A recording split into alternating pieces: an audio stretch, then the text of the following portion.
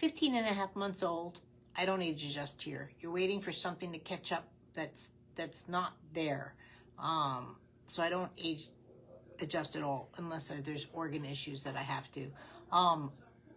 Leg discrepancies, most of all, you've got a lot of midline complications, and that's where you're seeing, yeah. So what you're looking at, first of all, the really big indicator, your daughter wants, when she's standing up, sorry, my baby doll doesn't grow with age, she rotates outwards. So the midline is not breaking on the chest, right? So she's turning this way versus she's turning that way. And that's where the big complications are. That's why she's rolling over to her belly and standing up. She can't come to sitting through her back. So the midlines didn't break in the crossing the feet and grabbing the feet and the rolling over. That's where you had those kind of things, those complications or delays.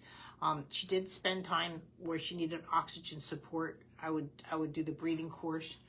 I know she breathes fine now, but it's still, she didn't set up her breathing right when she was born. And when you're doing the breathing course, and again, you can do it while she's sleeping, really work on those midlines. I would do the sitting in vision course, because again, where she's looking and moving around, where she can do that, and that will give those better patterns for crawling and throwing. Eventually, you really want those rotational midlines to happen. But right now, we just got to get that chest even cross midline. And that's where you're seeing those things.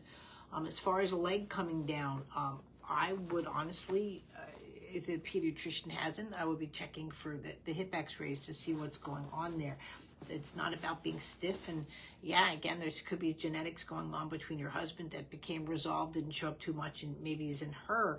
I mean, we all have genetics, but at the same time too, she's almost taking a step with each walk, right? Versus walking. And that's where you're getting that, and you've got to find what's going on with that first. If it's structural, because again, if it's structural, it's going to show up with it, not only with her this development but future development, because we develop way into our 80s. But to see what's going on there. But if not, I would be working with the standing course then, and allow that foot to feel where the heel is placing, and the body grows. When we walk, we step and we grow like a tree. We don't go down to the step. And that's the big difference. But again, with the midline complications that she's got, you know what I mean, is she able to cross her midlines and just bring that foot down and stuff? Or again, because the chest is so wide, that could be also because again, she's not crossing midline this way. She's swaying because her midline is not breaking whatsoever in the chest cavity. And that's actually right now your first hurdle that you need to work on with that.